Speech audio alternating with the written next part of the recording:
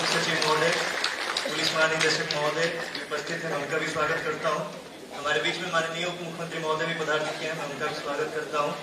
उपस्थित सभी वरीय अधिकारीगण का भी मैं स्वागत करता हूं।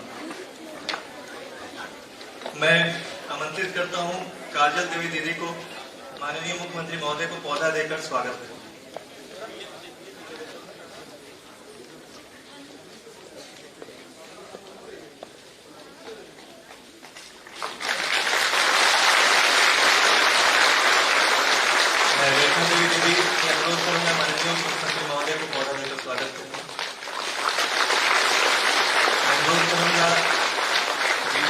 बाकी भी माननीय अतिथिगण का भी पौधा देकर स्वागत करें।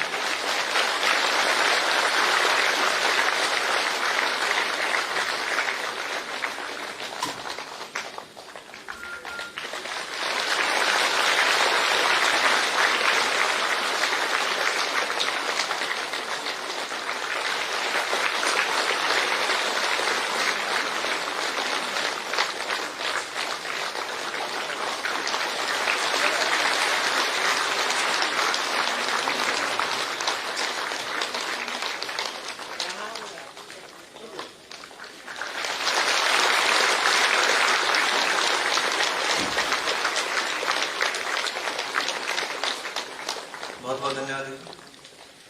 सहरसा जिले में जीविका अंतर्गत कुल 21,126 स्वयं सहायता समूह गठित है सर, जिसमें 2,07,000 महिलाएं जुड़ी हैं। आज सर सहरसा के सभी 10 ब्लॉक से कुल 540 दीदियां यहाँ उपस्थित हैं सर, जिनमें से आपकी अनुमति से सर मैं कुछ दीदियों को अपना अनुभव साझा करने के लिए आमंत्रित करना चाहूंगा सर। सबसे पहले सर हमारे बीच 70 कटियार प्रखंड की मंजू देवी दीदी उपस्थित है सर, जो संकुल संघ से जुड़ी हुई है, अपना अनुभव साझा करेंगे।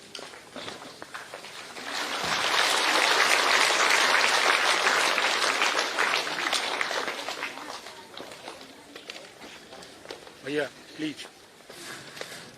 हेलो, माननीय मुख्यमंत्री नीतीश भैया को मेरा प्रणाम, मंच पे बैठे सभी भैया को मेरा प्रणाम, जीविका दीदी को मेरा प्रणाम। मेरा नाम मंजू देवी, मैं गंगा जीविका स्वयं सहायता समूह की मैं कोषाध्यक्ष हूँ। गणपति जीविका महिला ग्राम संगठन की मैं अध्यक्ष हूँ। सवेरा जीविका महिला विकास स्वावलंबी सहकारी समिति की मैं लिमिटेड हूँ। मैं जब से जीविका में जुड़ी, मेरी भी स्थितियाँ ठीक नहीं थी। मैं जीविका में जुड़ी और फर्स्ट बार 1.25 लाख का लोन मिला हम लोगों को, 75,000 ICF की राशि और 50,000 लिंकेज की बैंक ऋण और ICF की राशि, कुल मिलाकर के 1.25 लाख हम सभी 12 दीदी में बांट करके लिए। और मेरी भी स्थितियाँ ठीक नहीं थी। मैं उन पैसों से एक गाय खरीदी और मेरे पति साइकिल का दुकान कर रहे थे, तो कुछ पूंजी मैं उसमें भी लगाई और अभी एक गाय से मेरे पास 7 गाय हैं और अच्छा खासा मेरा दुकान भी चल रहा है। बीओ की दीदियां भी अच्छी तरह से छोटे मोटे रोजगारों से जुड़ी हुई है और CLF में 650 समूह है, 53 बीओ है। मैं आज सौभाग्य की बात है कि मैं आज नीतीश भैया के सामने खड़े होकर बात कर रही हूँ और 8,000 दीदियों के साथ मैं काम कर रही हूँ। मेरे क्लस्टर में 95 कैडर हैं। हर मंथ का आय मेरे क्लस्टर का 3 लाख मूलधन और 75,000 दिया जाता है और हर मंथ का खर्च 50,480 रुपया है। और अगले ही मंथ हम अपने क्लस्टर से 27 लाख रुपया 12 भीओ में दिए हैं, जो दीदी लोग लेकर के, कोई दीदी ई रिक्शा निकाली है, कोई टेम्पो निकाली है और कोई कपड़ा का दुकान की है, कोई श्रृंगार का दुकान की है। और मैं नीतीश भैया से आग्रह करूंगी कि मेरे दीदियां के पति जो बाहर में जाते हैं रोजगार करने, रोजी रोटी कमाने, और उन्हें भी वहाँ दिक्कतें आती है, तो वो अपने घर में कहते हैं कि पैसों की आवश्यकता है, कुछ समूह से लेकर के भेजो, और उनकी भी समस्या का समाधान हुआ है। इसलिए नीतीश भैया को बहुत बहुत धन्यवाद। और मैं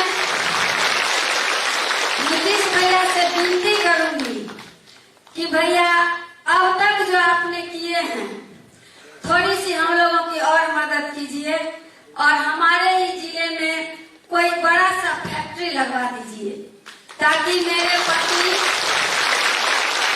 और मेरे बच्चे गांव में ही रहकर अपने परिवार के साथ रहकर कमाएं और अपने परिवार के साथ खुशियों से रहें। और लक्ष्य न ओझल होने पाए, कदम मिला के चल। जब तक नीतीश भैया हमारे साथ हैं, सफलता हमारी चरण चूमेगी, आज नहीं तो कल। जय भारत, जय जीवन, जय नीतीश भैया। बहुत बहुत धन्यवाद दीदी। सर, कहरा प्रखंड की संजू देवी दीदी हमारे उपस्थित हैं सर, जो सतत उपार्जन योजना की।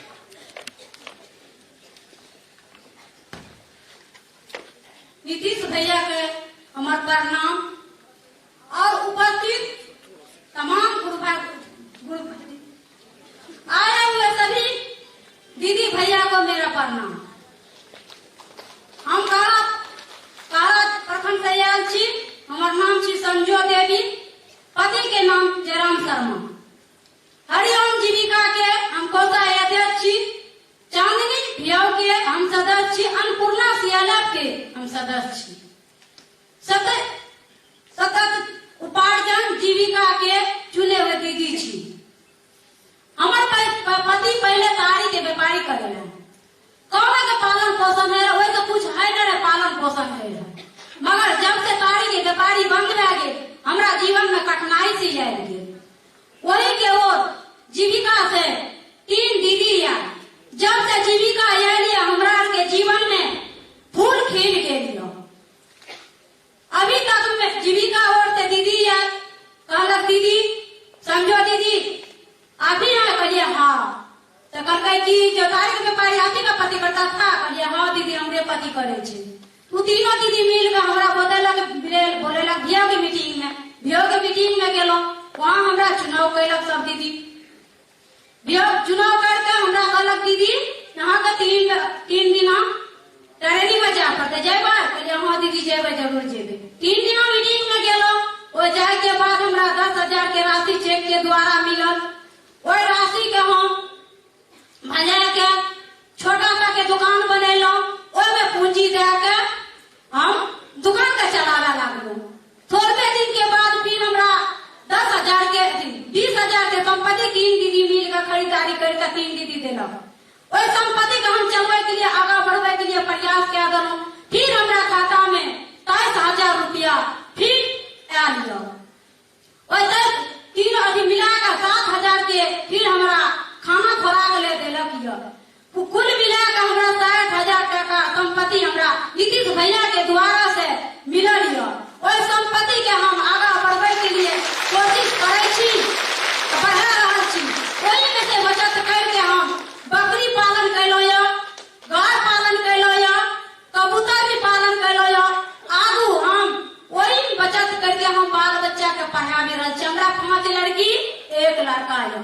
5 लड़की के पढ़ेलो, बचत करके सरकारी सुविधा मिलल। हमरा अनपढ़ हमारा अंगूठा छाप छी। हमरा साइन भी करे नहीं आवे, मगर जीविका में जब जुड़लो, जीविका के दीदी हमरा सिखलक साइन करे के लिए। हम दिल में नहीं सोचे रही हम अंगूठा छाप छी तो हम अपना बाल बच्चा के आगू ना देखा सकब, पढ़ा सकब।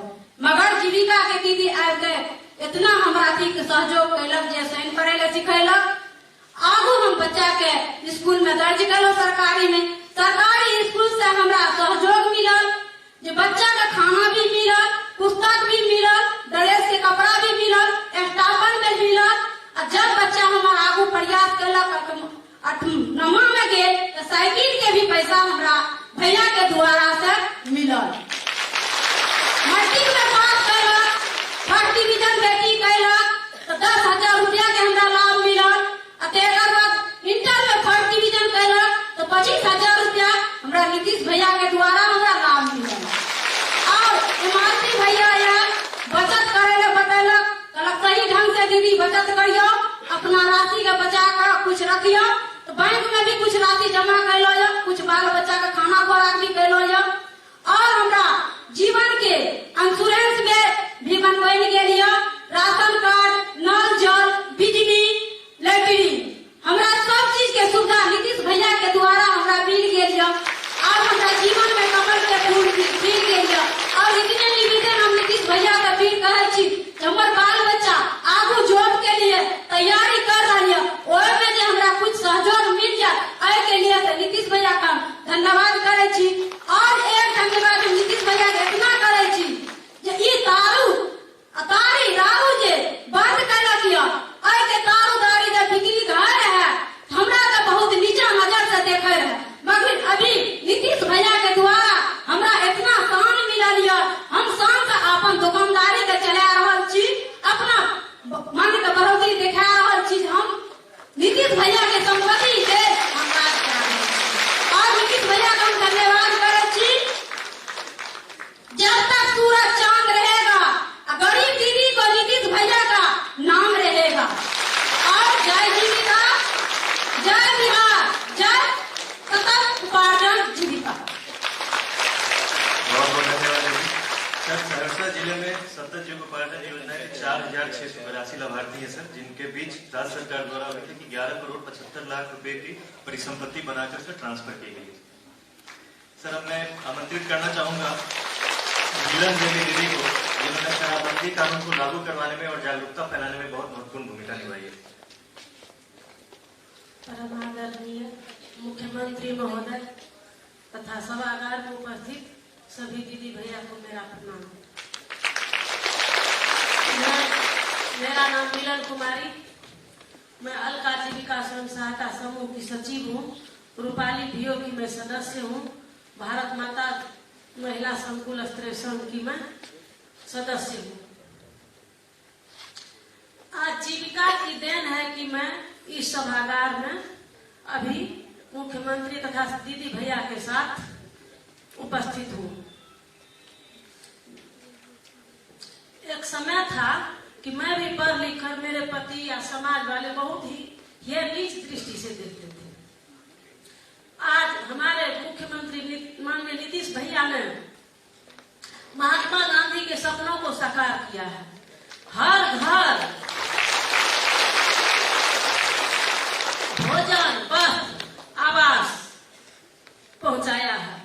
यहाँ तक कि गांव के लोग गलत पानी पीते थे, खराब पानी पीते थे, हर घर जल नल योजना के द्वारा मनुष्य को साफ और सुरक्षित जल पहुंचाया जा रहा है। गली नाली योजना से मनुष्य को हम देखते थे कि पहले किस तरह मच्छर जूझते थे। हम जब गली से निकलते थे वहाँ पानी का फैलाव था, मच्छर मुंह में एकदम जैसे लगता था थप्पड़ मार रहा है, उस तरह से था। लेकिन अभी गली नाली योजना के द्वारा हम स्वच्छ गांव में स्वच्छता के साथ रह रहे हैं। सबसे अहम बात यह हुई कि हम लोगों को जीने का आसरा मिला कि शराब एक समय बहुत बिकता था। हम देखते थे कि कन्हा पर कोदाल लेकर के 200 रुपये जिस समय था इनकम, 200 रुपये खिड़की में देकर के शराब खरीदते थे, लेकिन उसका लुंगी फटल था।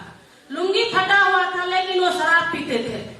हमने देखा, उसको बोला कि आज यदि आप शराब नहीं पीजिएगा तो आज आपका लुंगी हो जाएगा, कल यदि नहीं पीजिएगा तो कल आपकी बेटी के लिए सूट सवार हो जाएगा, यदि परसों नहीं पीजिएगा तो आपका घर गृहस्थी के लिए अन्न जल का उपाय हो जाएगा। यदि अभी नहीं पीते हैं तो आपके घर, आपका मकान होगा, आपके दवाई दारू के लिए रुपये पैसे होंगे। तभी से हमने मन में ये ठाना कि अपने राज्य के लिए, शराबबंदी के लिए और जीविका दीदी के लिए हम जिएंगे, हम लड़ेंगे, अंधेरी रात के जगमगाते दिए बनेंगे। उस समय कुछ शराब बंद था, लेकिन उसी 1 अक्टूबर का दिन था। उस समय हमारे कान में ये भनक आया कि फिर से शराब शुरू होगा। 2 अक्टूबर के दिन महात्मा गांधी का जन्मदिन के अवसर पर होता है, स्कूल सब में प्रोग्राम होता है। हमारे स्कूल में भी एक सभा लगाई गई, उसमें मैं गई। वहाँ मैं बोली कि हम अपनी आवाज को नीतीश भैया तक नहीं पहुँचा सकते हैं, लेकिन आप कोई जिला परिषद या मुखिया या वार्ड सदस्य जो हो, हम उनसे बोले आप मेरी आवाज को वहाँ तक पहुँचाइए। हम अपनी आवाज को नहीं पहुँचा सकते हैं नीतीश भैया के यहाँ। लेकिन सवेरे मैं जीविका में उस समय जुड़ गई थी, तो गांव घूमने के लिए गई अपने दीदी से मिलने के लिए। तू बोले एक आदमी की देखिए चाची, भगवान ने आपकी सुन ली। हमने पेपर देखा, पेपर में लिखा था नीतीश भैया ने कानूनन शराब बंद कर दिया। हमने सूर्य भगवान को और मेरी बेटी ने दो लोटा जल चढ़ाए। उसके बाद जीविका का योजना चलाकर नीतीश भैया ने जो सतत जीविकोपार्जन योजना के द्वारा जो गरीब दीदियों में जो जीने का आसरा जगाया है और शराब बंदी किया है, इसके लिए मैं उसका तहे दिल से शुक्रिया अदा करना चाहती हूँ। और आजकल गांव में सुनते हैं कि फिर से शराब शुरू होगा, लेकिन मैं नीतीश भैया से ये आग्रह करती हूँ कि फिर से शराब की दुकान नहीं खुले। इतना ही कहकर मैं अपनी वाणी को जय जीविका, जय जीविका। बहुत बहुत धन्यवाद दीदी। सर, कोनबरसा प्रखंड की जहरा खातून दीदी हमारे बीच में उपस्थित है सर, जिन्होंने बालिकाओं की शिक्षा के लिए काफी जागरूकता फैलाने का काम किया है। माननीय मुख्यमंत्री भैया को मेरा प्रणाम, जितना दीदी बहन है सबको मेरा प्रणाम। मैं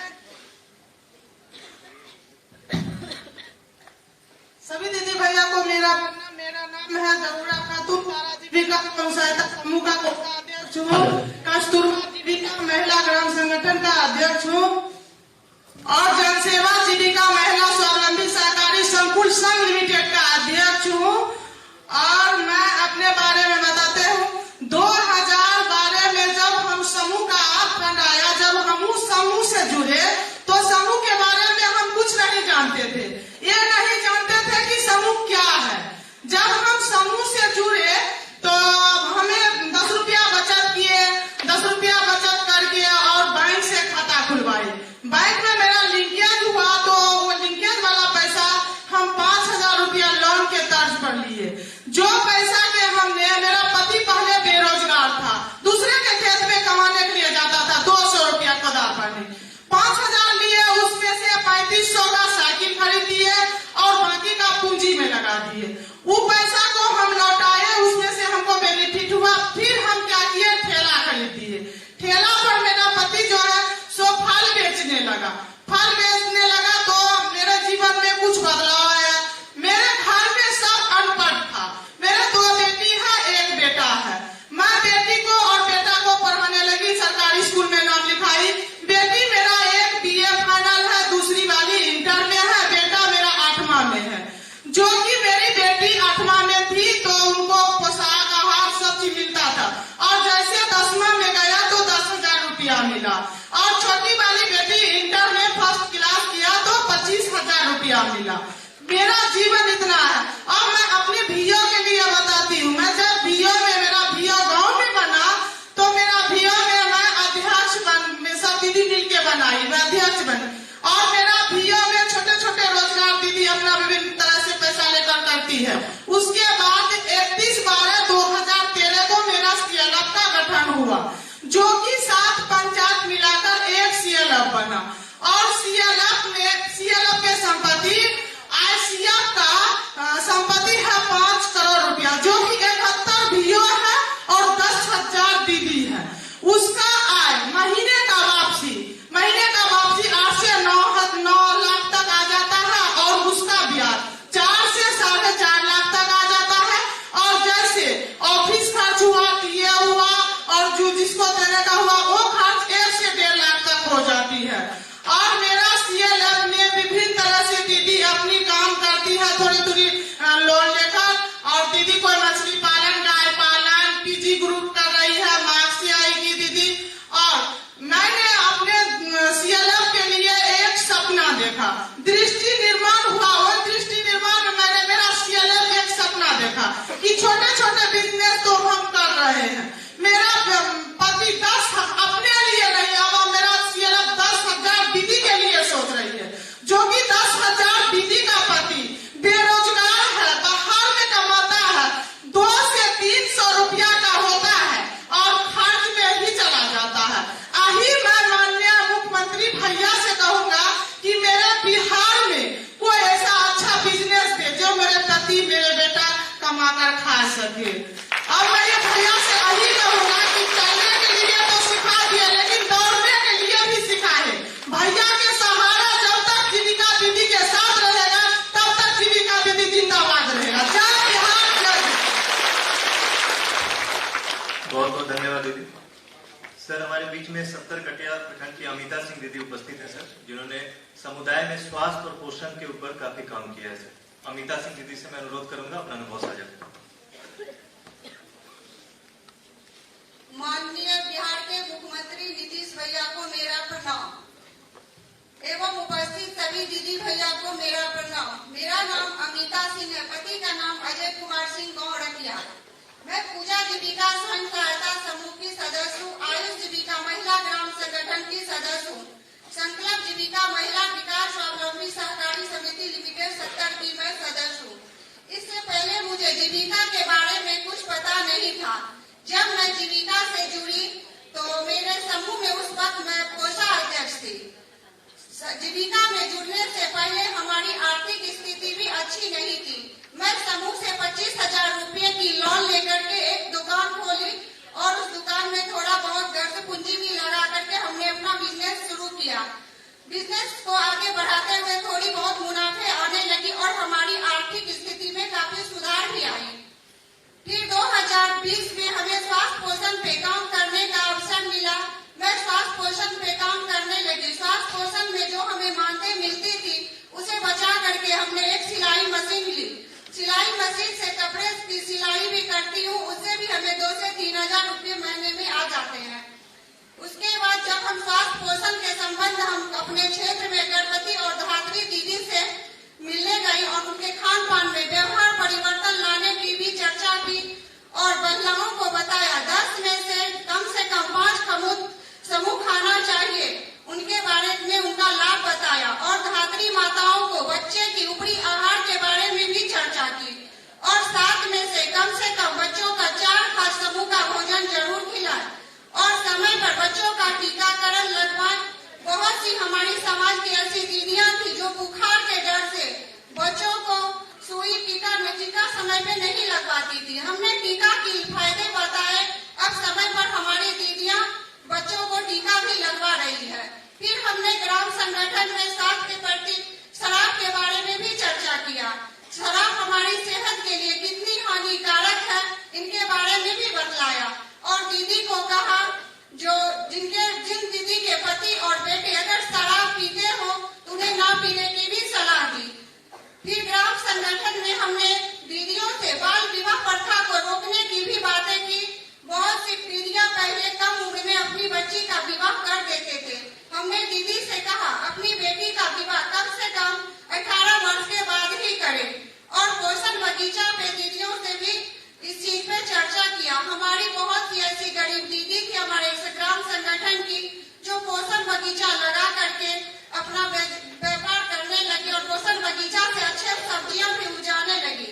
खाने के साथ साथ उन्हें मार्केट में भी बेच के अच्छे मुनाफे भी कमाने लगी। इससे मुझे बेहद खुशी हुई जो हमारी गरीब दीदी की आर्थिक स्थिति में सुधार आई और हमें नीतीश भैया के कारण सरकारी योजना का भी लाभ मिला।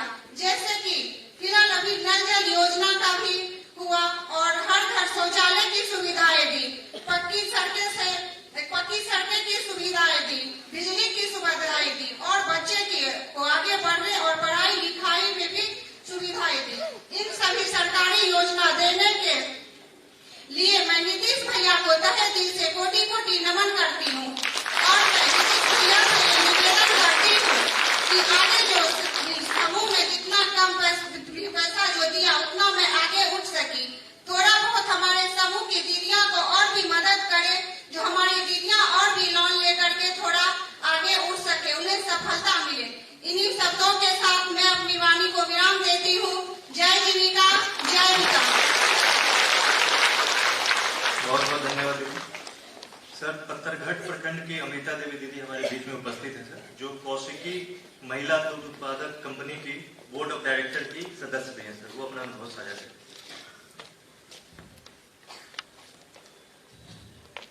माननीय मुख्यमंत्री भैया को मेरा प्रणाम तथा यहाँ उपस्थित सभी दीदी भैया को मेरा प्रणाम। मेरा नाम अमृता कुमारी, मेरे पति का नाम शंभू कुमार सुमन, मैं पामा पंचायत प्रखंड से हूँ।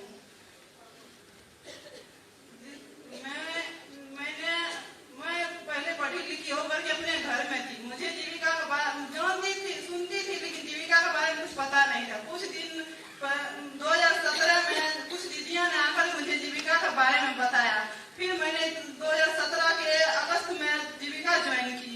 जीविका में अपना सदस्यता बनाई और उसमें सदस्यता में बचत करते हुए मैंने 2018 में उससे कुछ लोन लिया और लोन लेकर के मैंने एक गाय खरीदी, जिस गाय के दूध से अपने घर परिवार को चलाने लगी। मैं घर में अकेली हूँ, मेरे घर में सिर्फ 3 सदस्य हैं, जिसके कारण से मेरे परिवार की अच्छी स्थिति नहीं थी और मैं उस गाय का दूध छोटे व्यापार को, गाँव के छोटे तैयार को दे करके अपने घर का भरण पोषण करती थी।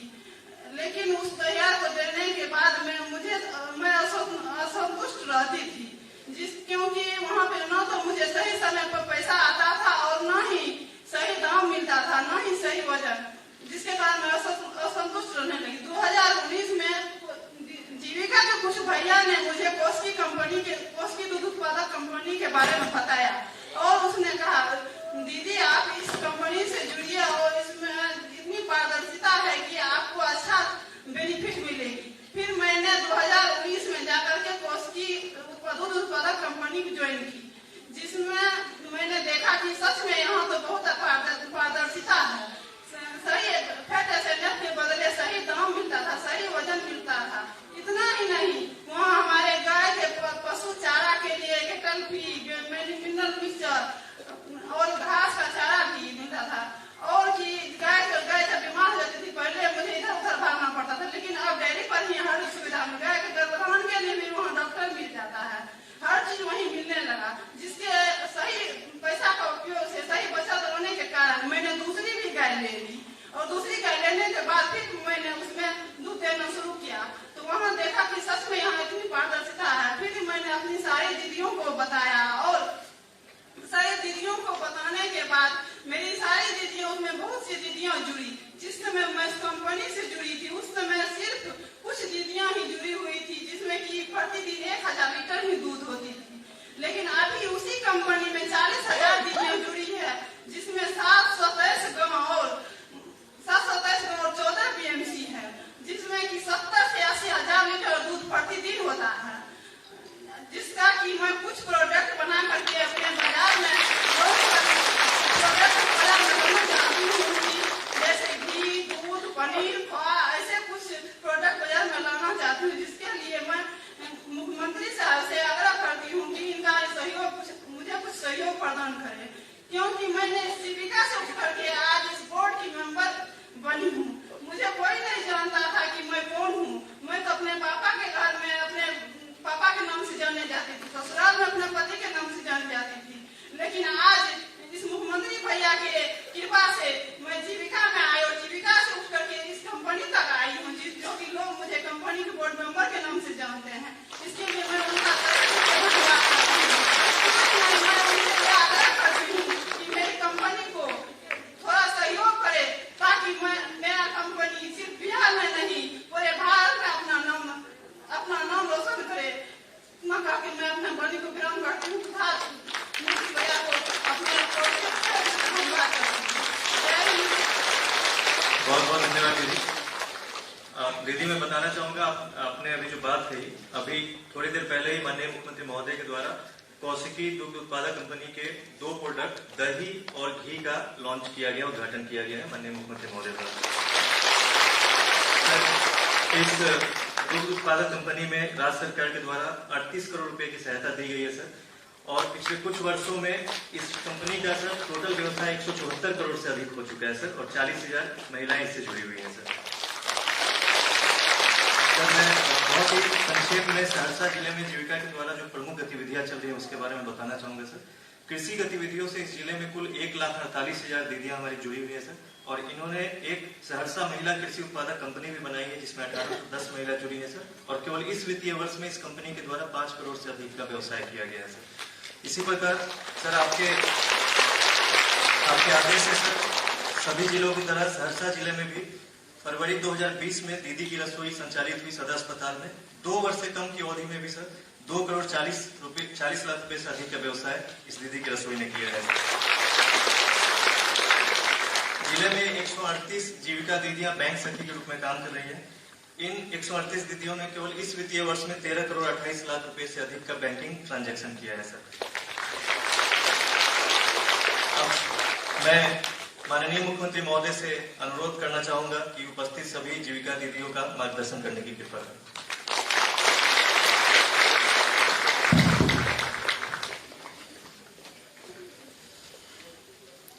इस वर्ष के समाधान यात्रा के सिलसिले में विभिन्न राज्यों का दौरा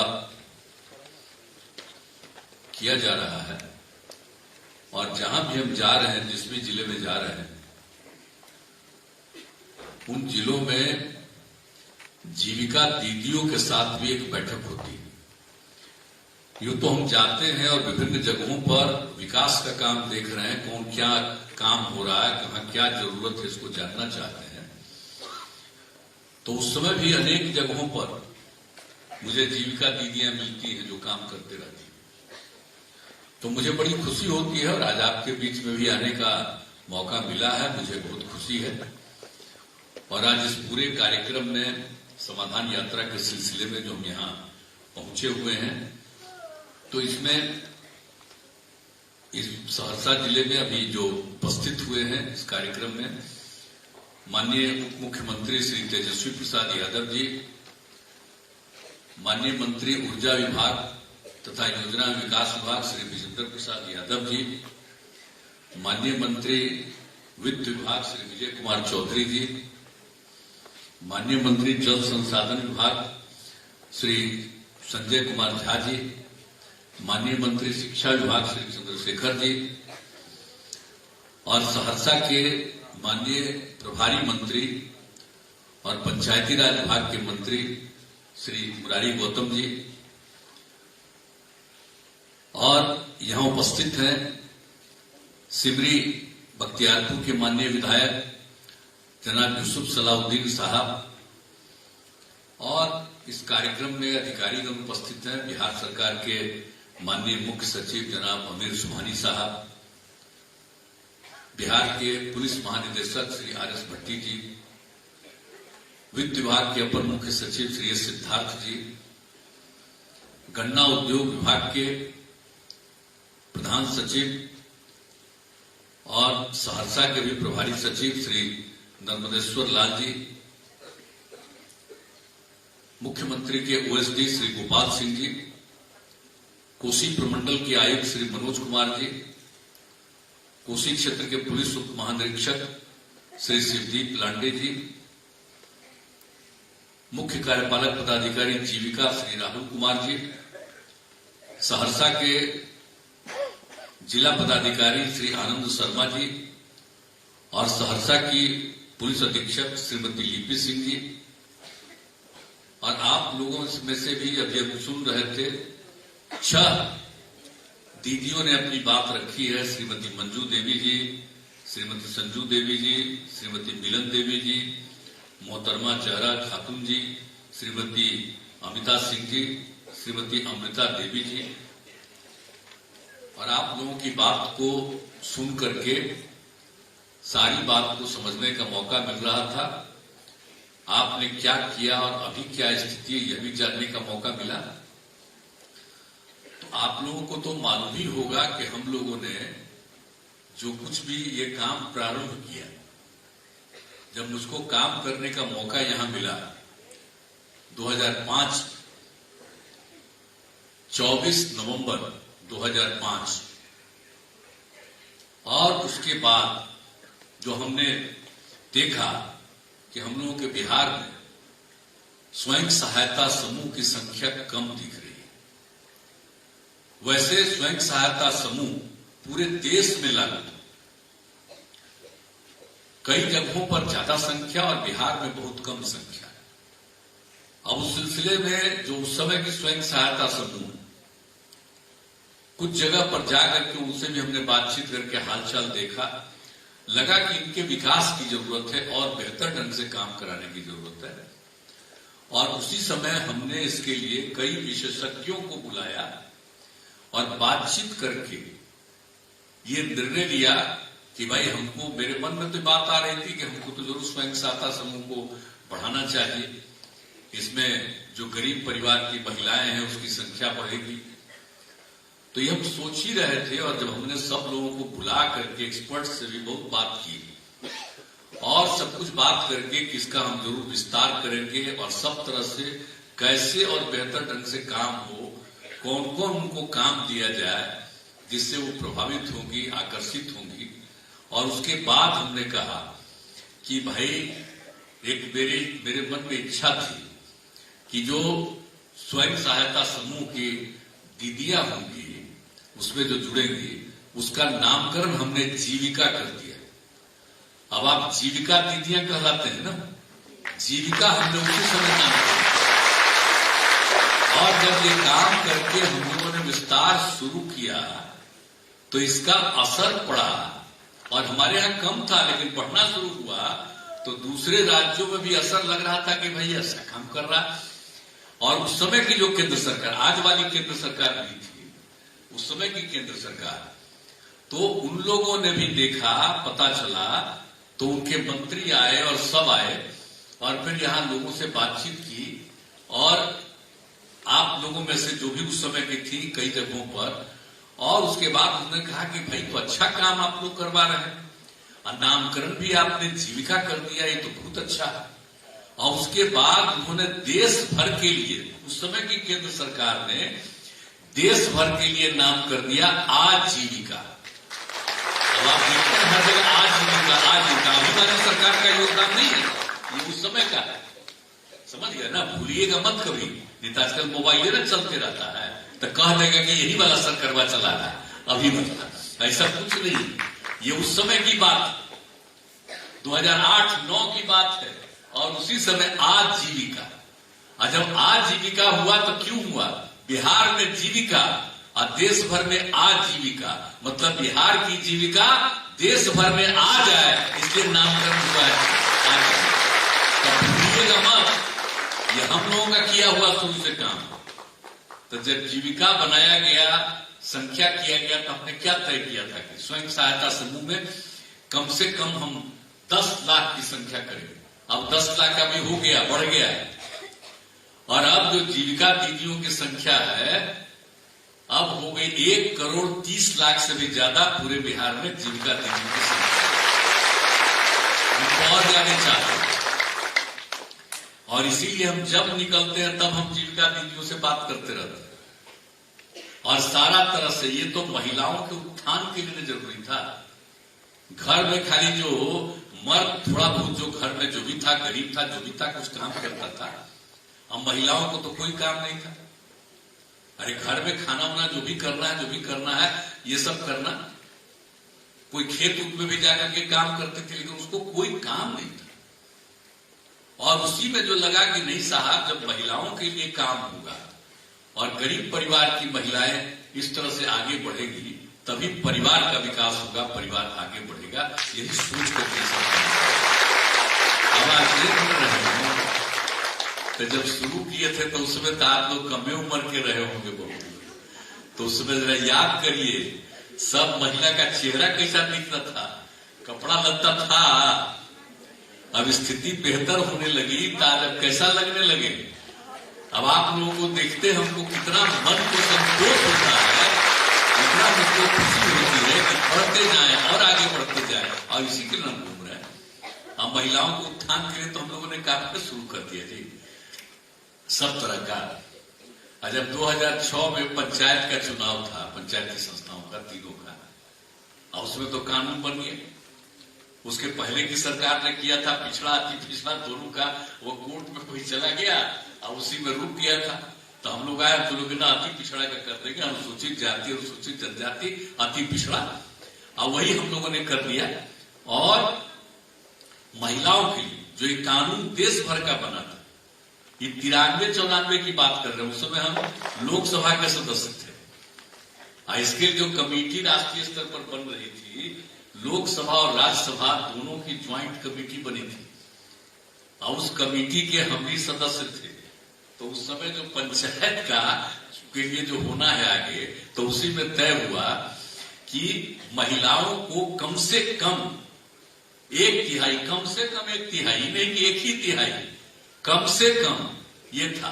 और जब हम लोग को यहाँ काम करने का मौका मिला तो हमने कहा भाई कि हम लोग बिहार में महिलाओं के लिए आधा आधा कर देंगे, 50% का कर देंगे। अब पहला का ये देश में कहीं हुआ था, हम ही लोग किए यहाँ। अगला साल जो नगर निकाय का चुनाव हुआ उसमें भी हमने महिलाओं के लिए 50% कर दिया। तो इस सब लोगों के लिए काम, अनुसूचित जाति अनुसूचित जनजाति अति पिछड़ा महिला सबके लिए जो हो गया, तो कितनी बड़ी संख्या में महिलाएं आने लगी। अब तो 4 बार पंचायत का चुनाव हो गया, चौथा बार अभी हो गया, बीच में रुका हुआ था ना जी, तो सब हो गया फिर अभी चुनाव। तो कितनी संख्या में महिलाओं, तो ये सब एक एक काम जो हम लोग करते थे, गरीबी के कारण लड़कियों को पढ़ा पाते थे।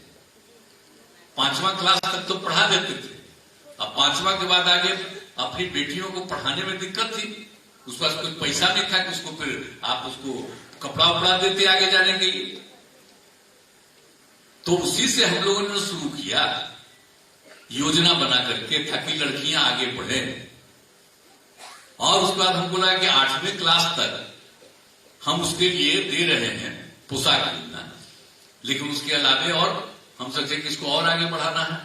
तो हमने 9वां क्लास से साइकिल योजना शुरू करा दी। अब लड़की कोई साइकिल नहीं चलाती थी और उसका साइकिल चलाने लगी तो कैसा माहौल आ गया। कुछ लोग मेरी आलोचना कर रहे थे कि लड़की कोई साइकिल चलवाएंगे तो लड़की को तंग करेगा। तो हमने हंसते हुए कहा था कि एक लड़की को कोई तंग नहीं करेगा, हर परिवार की लड़की को दे रहे हैं। और देखिए उसके बाद क्या हुआ, लड़की साहब जब लगाने लगी साइकिल चला के, स्कूल तो जाने लगी, कितनी संख्या में पढ़ने लगी।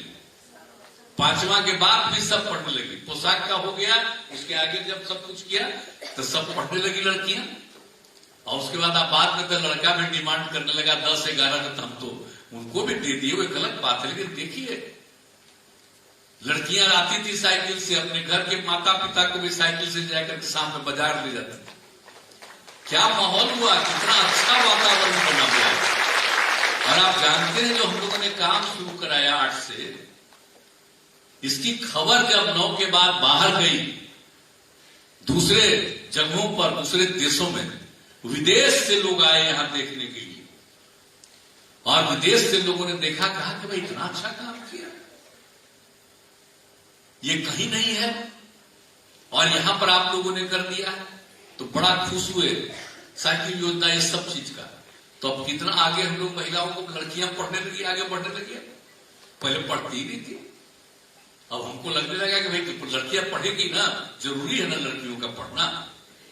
तो ये सब काम किए। और उसका आपको क्या पता चले, 13 में क्या कर दिया महिलाओं के लिए, पुलिस में महिलाओं के लिए हमने कर दिया 35% कम से कम।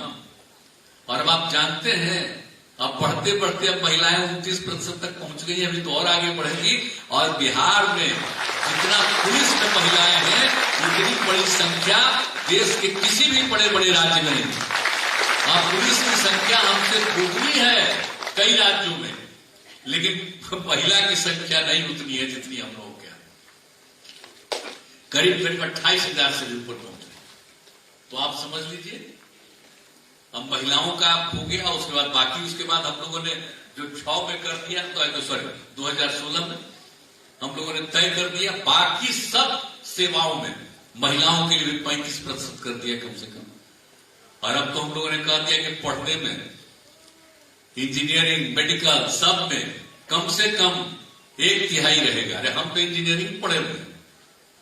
आज जब देश का 6 सबसे पुराना इंजीनियरिंग कॉलेज, जिसमें Bihar college of engineering Patna का था, वहीं पढ़ते थे।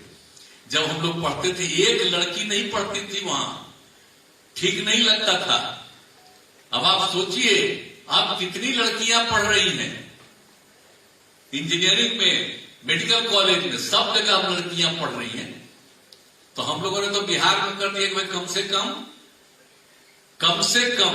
1/3 से भी ज्यादा पढ़ेगी, तब पढ़ने लगी है सब जगह। देखिए, तो हम लोगों ने महिलाओं के लिए सब काम किया, और महिलाओं के लिए काम करना तो जरूरी नहीं है भाई। और जब उसी के चलते ना आप इतनी संख्या हो गई, तब परिवार की स्थिति कुछ बेहतर होने लगी। और आप लोगों की बात हम सुन रहे थे, एक बात हम आपको आश्वस्त करते हैं कि मेरा काम है सब दिन घूमना, जहां से शुरू किए बराबर आपके लिए ज्यादा से ज्यादा काम बढ़वा रहे हैं, ताकि आपकी आमदनी और बढ़े। कभी चिंता मत करिएगा, हम इसी के लिए घूम रहे हैं कि इसके आगे और काम आपका बढ़वाएंगे ताकि आमदनी बढ़े। और बाकी जितना काम हम लोग करते हैं पूरे राज्य में, अभी बोल रहे थे कि लड़का दल इसके लिए, तो आपको पता न है कि अभी हम लोगों ने क्या तय कर दिया कि राज्य सरकार 10 लाख लोगों को नौकरी देगी और 10 लाख लोगों को रोजगार पैदा करने के लिए अवसर बनाएगी। हम लोग इतना तेजी से कर रहे हैं, पिछले 4 महीना में हम लोग 48,000 लोगों को नौकरी दे दिए। अब बहुत तेजी से काम कर रहे हैं, सब चिंता मत करिएगा। बाल बच्चा को पढ़वाइए, और एक काम आपका देखना बहुत जरूरी है, स्कूल जो चल रहा है ठीक से चलाता है स्कूल की नहीं। अब पहले तो हम जीविका दीदियों को इतना अधिकार दे दिए थे कि वही देखेगी कि पढ़ाते हैं कि नहीं पढ़ाते हैं मास्टर साहब, तो चला गया कोर्ट, तो कोर्ट से उस सब रुक गया। अभी हमने ये तय कर दिया कि आप लोग अपने अपने इलाके में सब स्कूल को देखते रहिएगा कि वहां पर पढ़ा रहा है कि नहीं, स्कूल में पढ़ाई हो रही है। अगर आपको दिख जाए कि भाई ये तो गायब थे, टीचर नहीं है, अब पढ़ाई नहीं हो रही है, तो आप अपने मोबाइल से डीएम साहब को भेज दीजिए खबर। और हमने डीएम को कह दिया है, जैसे ही खबर आए तुरंत जाकर के वहां जांच करवाइए, और जो गायब रहता है उसके बाद उसको कहिए कि तुम काम करो, नहीं करोगे तो तुमको निकाल दिया जाएगा। ये सब बात है, ये सब में आप लोगों की बहुत बड़ी भूमिका है। आज चिंता मत करिए, एकदम हम लोग आपको आगे बढ़ाना चाहते हैं, और लड़का लड़की सब आगे बढ़े, तो ये सब काम आप लोगों के हित में है। और जब जीविका दीदियों का और बाकी काम भी तो कर ही न रहे हम लोग, विकास के लिए, सब चीज के लिए काम सब समाज के हर तबके के लिए कर रहे हैं। लेकिन आप लोगों का काम बढ़े, आप लोगों का परिवार खूब आगे बढ़े, ये मेरी इच्छा है। ये पूरा आगे बढ़ रहा है और आगे बढ़ेगा, तो बिल्कुल एक विकसित बिहार हो जाएगा। इसीलिए हम लोग इस काम को कर रहे हैं। तो इसलिए ये सब काम तो हम लोग कर ही न रहे हैं, और सब तरह से देखते रहिएगा। अब आप लोगों का ये काम है कि कहां पर क्या हो रहा है, हर तरह से हम लोग कोशिश कर रहे हैं। इलाज सबके लिए प्रबंध एक एक चीज का किया जा रहा। और एक बात आपको और कहेंगे कि आप सोच लीजिए कि आप सब लोगों को याद है ना भाई, आप अभी बोल रहे थे कुछ लोग शराबबंदी के बारे में, तो एक बात हम आपको बता दें कि 2015 में जीविका दीदियों की एक मीटिंग थी पटना में, हम वहां गए हुए थे।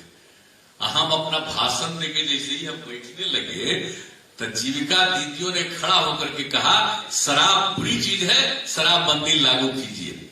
हमने कहा कि देखिए 3 साल में चुनाव, 3 महीना में चुनाव होने वाला है, अगर हम लोग फिर आ जाएंगे तो शराबबंदी लागू कर दें।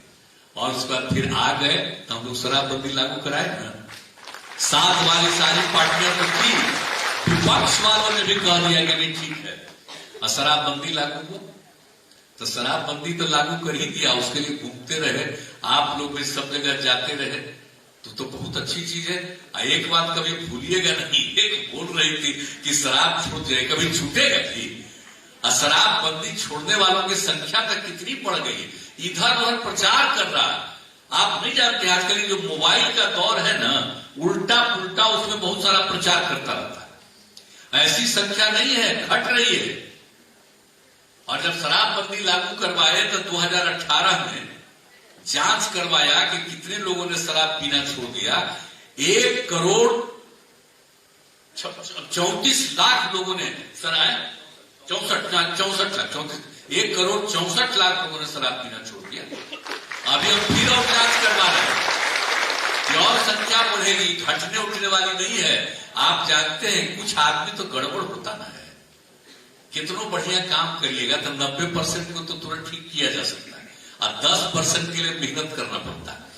उसमें तो कुछ ठीक होगा और कुछ तो खचपच करते रहे, तो कुछ गड़बड़ करता रहता है, वही सब भूलता है।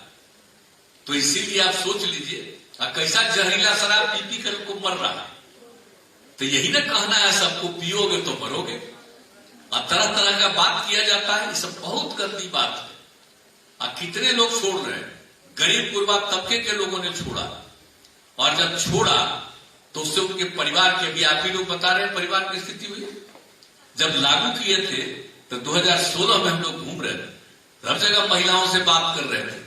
तो उसी में आप लोगों के बीच की महिलाओं ने हम लोगों को कहा, साहब मेरे पति शराब पीते थे और नौकरी करते थे, शराब पीते थे, घर के लिए कुछ नहीं लाते थे, झगड़ा करते थे, बहुत दुखी रहते थे हम लोग। और जब शराबबंदी लागू हुआ तो उन्होंने शराब पीना छोड़ दिया।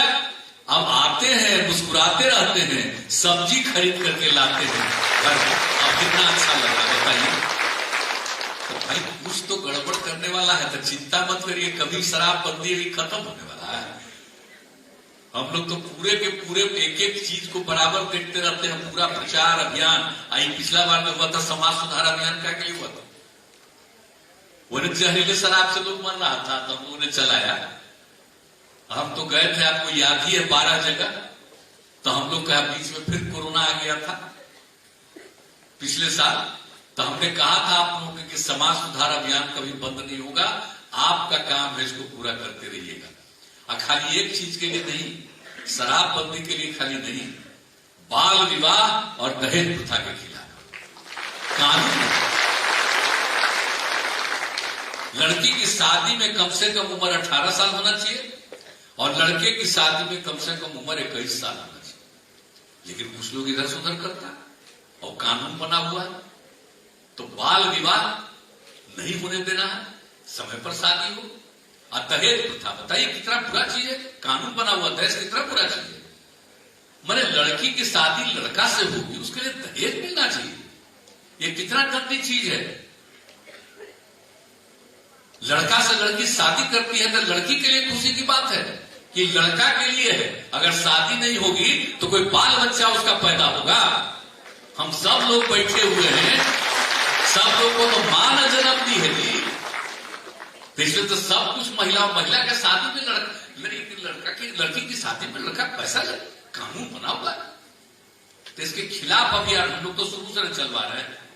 जो समाज सुधार अभियान है, इसमें हम लोगों ने कहा था एकदम नहीं, बाल विवाह, दहेज प्रथा, इसके खिलाफ ये अभियान करिए। आप कोई आपके कहने पर भी नहीं लेता और लेने लगेगा दहेज, तो उसके साथ ये में मत जाइए उसके ऊपर।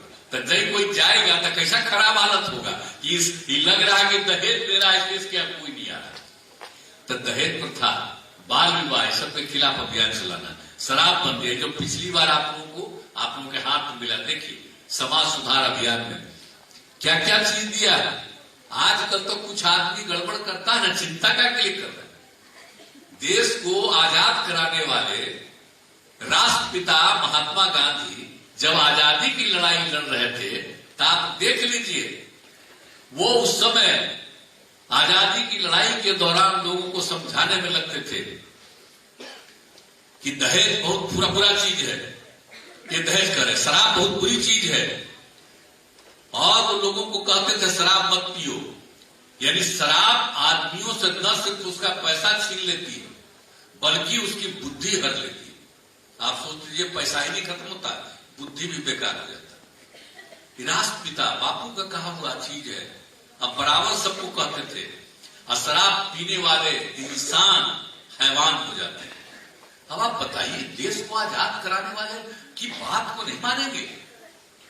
ये कौन सा चीज है? एक एक आदमी को इसलिए हम लिखवा करके उनका भिजवा सबके हम पहुंचा दिए, सबको पढ़ाइए और कहिए कि बापू का बात याद रखो, देश आजाद हुआ। ये दूसरे ने किसी ने आजाद नहीं किया है, आजकल जो है वही आजाद करवाया है कि देश को आजाद कराया और उनकी हत्या तक कर दी गई जो सही काम कर रहे थे सबके हित में। किसी का झगड़ा आपस में ना हो, हिंदू मुस्लिम किसी का नहीं, सबके लिए कर रहे थे, उनकी हत्या तक कर दी गई थी। आप जरा सोच लीजिए, आजादी कराने के बाद तो उनकी बात को नहीं सुनेंगे।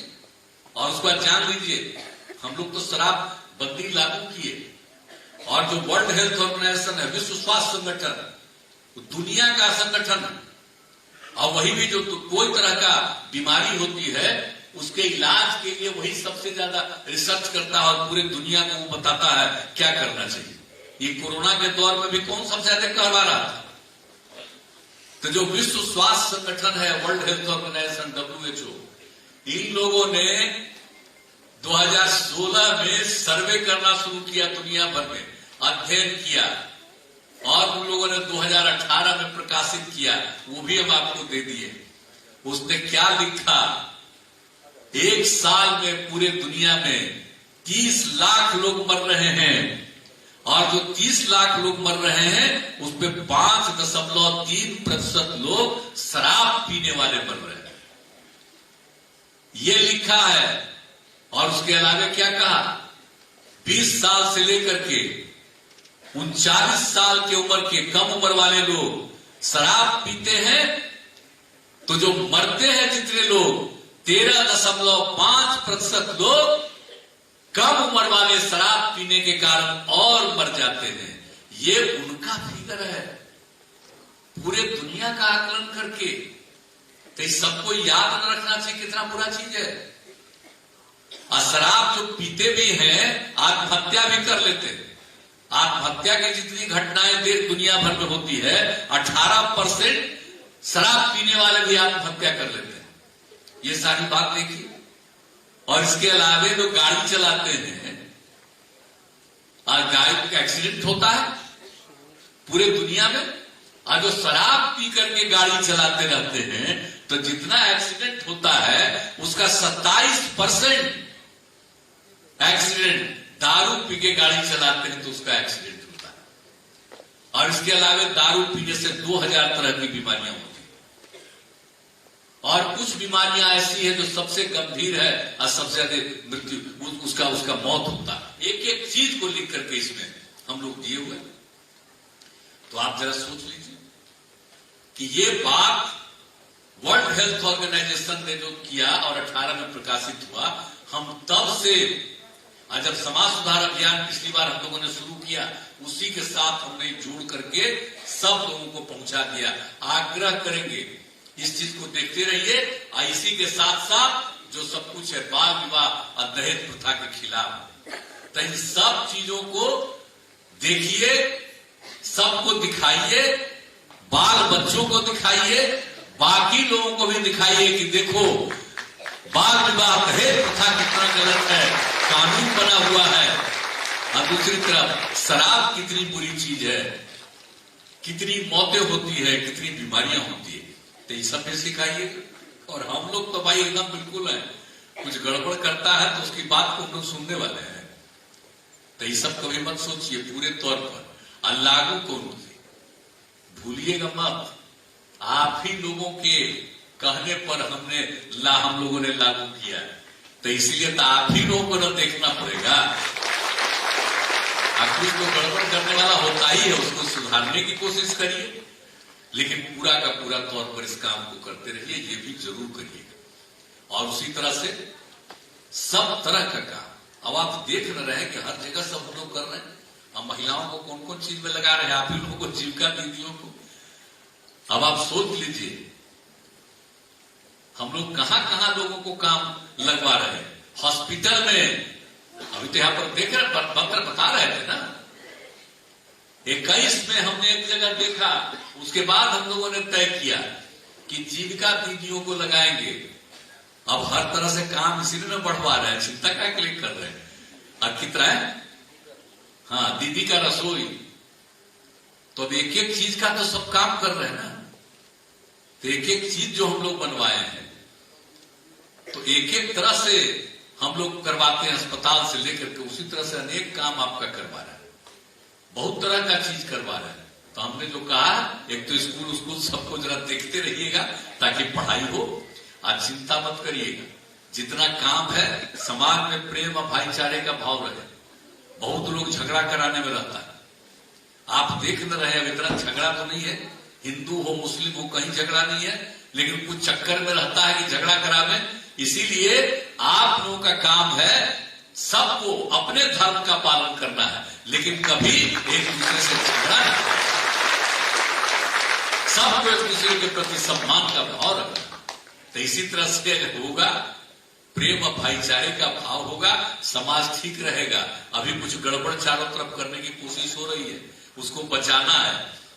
आप जान लीजिए, जीविका दीदियों का काम एक नहीं अनेक है।